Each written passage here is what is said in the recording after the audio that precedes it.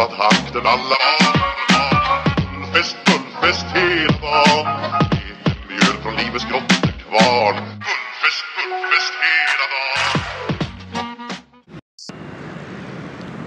Assalamualaikum warahmatullahi wabarakatuh.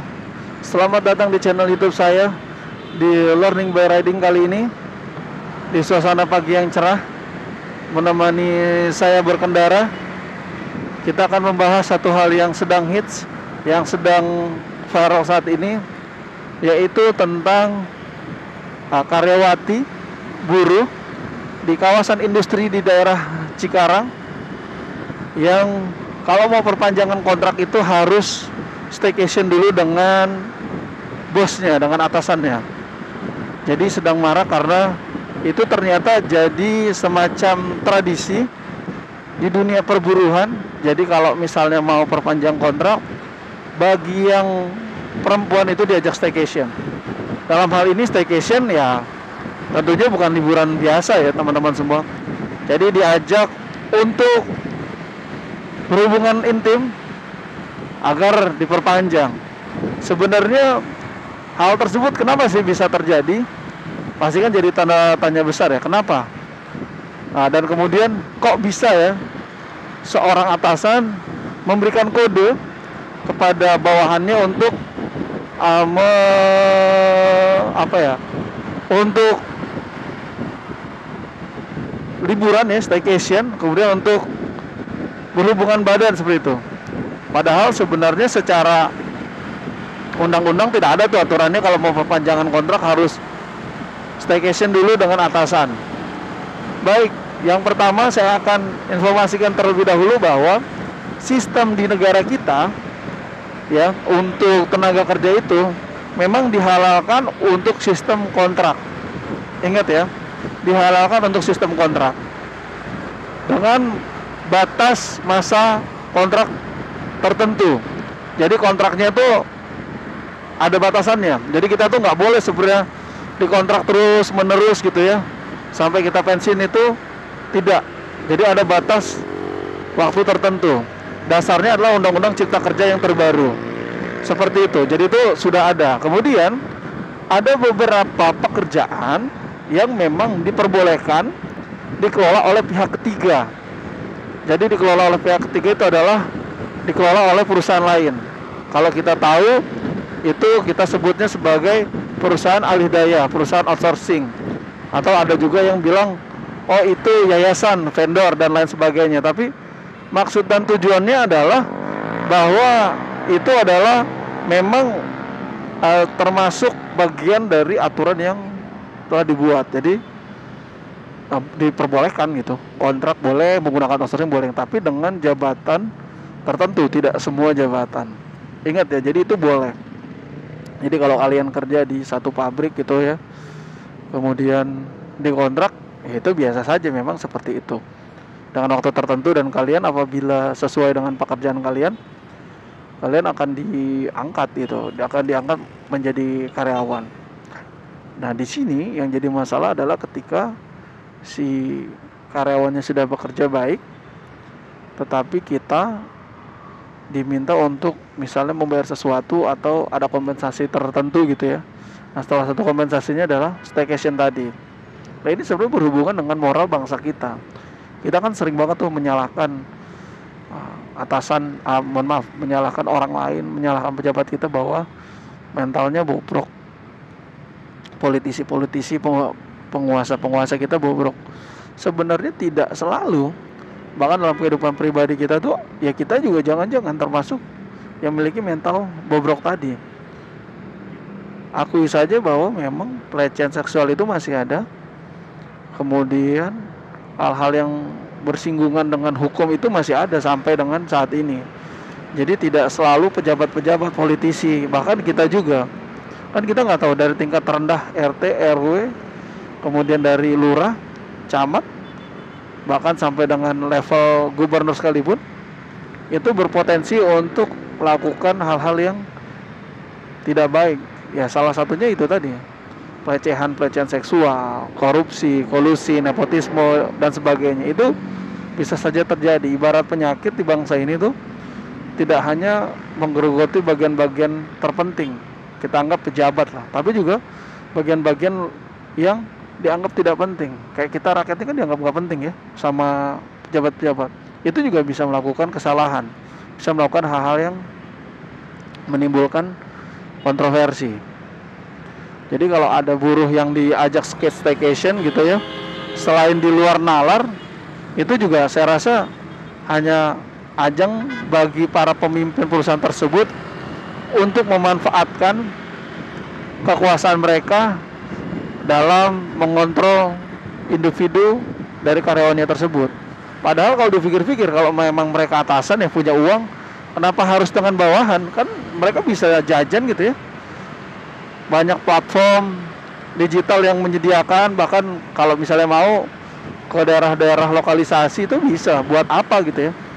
Sekali lagi, mereka berpikir untuk memanfaatkan kewenangan mereka agar terpenuhi. Ya hitung-hitung gratis lah. Nah disitulah yang akhirnya jadi pertanyaan. Dan saya yakin juga tidak semua karyawati. Pasti dilihat dulu secara fisiknya. Saya yakin kalau yang misalnya ibu-ibu juga nggak akan ini ya, ibu-ibu sudah tua gitu nggak akan juga diajak staycation. Pasti yang diajak adalah anak-anak muda, karyawati muda yang menarik gitu ya. Bisa saja kalau yang nggak menarik ya dimintain uang kan. Itu kan sistem itu sudah terjadi dari zaman kita, zaman penjajahan gitu ya. Sistem upeti dan lain sebagainya itu semacam kayak budaya bangsa Indonesia dari zaman dahulu gitu. Nah sekarang ya dengan cara itu, yang cantik-cantik mungkin dipilah-pilah habis kontraknya kapan, kemudian ditawarkan untuk jalan, dan kemudian ditawarkan perpanjangan kontrak, syaratnya staycation, berhubungan intim dan lain sebagainya. Ya itu murni karena memang secara jabatan mereka punya kekuasaan dan apapun bisa dimanfaatkan. Meskipun secara logika buat apa ya? Kalau dia memikirkan martabat, ngapain? Lebih baik beli saja gitu. Apalagi dia bos gitu. Dan lagi-lagi saya kurang paham ya, tapi lagi-lagi ini adalah yang dilakukan oleh orang kita juga gitu, orang Indonesia juga, atasan-atasan Indonesia juga. Jadi betapa bobroknya bangsa kita untuk hal-hal seperti itu saja masih disangkut pautkan dengan selangkangan gitu. Dan kemudian kasus ini ternyata banyak, ada mengerucut juga ke beberapa perusahaan yang tidak bisa saya sebutkan. Tapi ini sekali lagi ini hanya dugaan, karena kita belum lihat secara bukti pastinya karena masih dalam penyelidikan. Tapi arahnya sudah ada beberapa perusahaan yang dianggap menjalankan praktek itu sudah bertahun-tahun. Jadi kan ada tanggapan atau stigma miring lah akhirnya terhadap karyawati satu perusahaan ya, manufaktur, pabrik itu. Jangan-jangan kalau misalnya kerja di situ itu sudah pernah berhubungan dengan atasan gitu ya, sehingga dianggapnya ya sama saja dia menjual harga dirinya untuk satu pekerjaan, padahal belum tentu benar. Nah inilah jahatnya pemberitaan di media, kita nggak tahu, atau jangan-jangan hanya terjadi di satu atau dua kasus saja tapi dibuat heboh, ya itu juga bisa saja terjadi.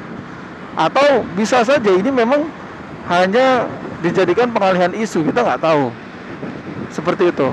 Tapi yang pasti kasus ini sedang diselidiki oleh pihak kepolisian dan akan dicari keterangan dengan pihak-pihak terkait.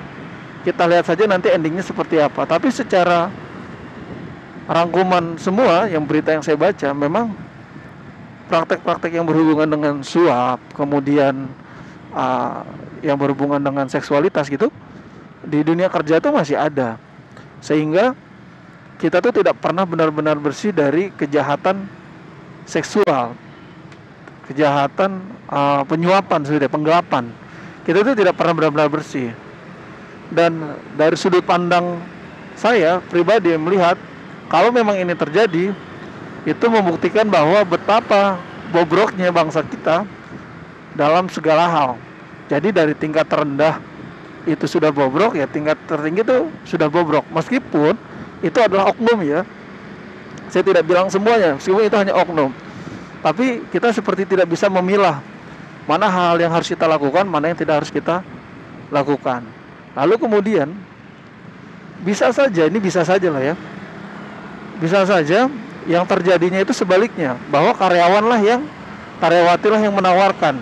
Bisa saja perpanjangan kontrak karena mungkin secara pekerjaan dia tidak baik, secara pekerjaan dia tidak cakap. Kemudian ketika perpanjangan dia sudah tahu kemungkinan dia akan tidak diperpanjang, menghalalkan segala cara, mungkin bisa saja memberikan uang sampai dengan memberikan kehormatan. Kita tidak tahu kenyataannya seperti itu, bisa saja. Selain memang kebejatan dari atasannya, gitu. Jadi buat teman-teman semua yang kerja di perusahaan-perusahaan seperti itu, jadi inilah waktunya kalian untuk speak up. Laporkan saja kalau kalian memang ingin ini menjadi lebih besar lagi dan diproses. Saran saya silahkan dibuatkan laporan ke pihak kepolisian. Ingat, laporannya harus valid, dan harapannya semoga itu bisa terproses oleh pihak kepolisian dengan cepat dan tidak ada lagi perusahaan-perusahaan yang nakal memanfaatkan karyawannya. Ya, harapannya itu tidak ada lagi yang memanfaatkan karyawannya, baik dari segi finansial ataupun dari segi pribadi, seperti itu. Dan ingat, ketika kita kerja, niat kita kan sebenarnya untuk mencari rezeki. Niat kita adalah kerja untuk membiayai keluarga kita. Tidak ada maksud yang jelek gitu ya. Harapannya niat baik kita itu bisa terrealisasi dan kemudian bermanfaat buat keluarga kita ataupun lingkungan kita, sekitar kita ya. Jadi buat kalian yang bos-bos, ingat, kalian kerja juga untuk keluarga. Jadi alangkah baiknya hal-hal baik itu diberikan ke keluarga, hal buruk ditinggalkan, sehingga bangsa ini menjadi bangsa yang besar dengan orang-orang yang besar dalam artian pemikirannya, bukan menjadi bangsa yang besar dengan pemikiran yang kecil, pemikiran yang kerdil. Saya rasa itu yang bisa saya sampaikan perihal fenomena yang sedang terjadi saat ini. Semoga buat kalian-kalian yang telah menjadi korbannya, semoga kalian bisa ikhlas dan bisa menerima hal tersebut. Kalian bisa cari pekerjaan yang lain kalau misalnya memang tempat tersebut sudah tidak baik buat kalian. Kemudian kalian bisa meniti karir kalian ke tempat yang lebih baik. Saya rasa itu yang bisa saya sampaikan. Itu hanya opini. Semoga tidak ada yang tersinggung. Sekali lagi, terima kasih telah menonton. Jangan lupa di subscribe, kemudian di share, diaktifkan lonceng notifikasinya. Sekali lagi terima kasih. Wassalamualaikum warahmatullahi wabarakatuh. Den alla Mullfest hela dagen. Mjöl från livets grottekvarn. Mullfest hela dagen.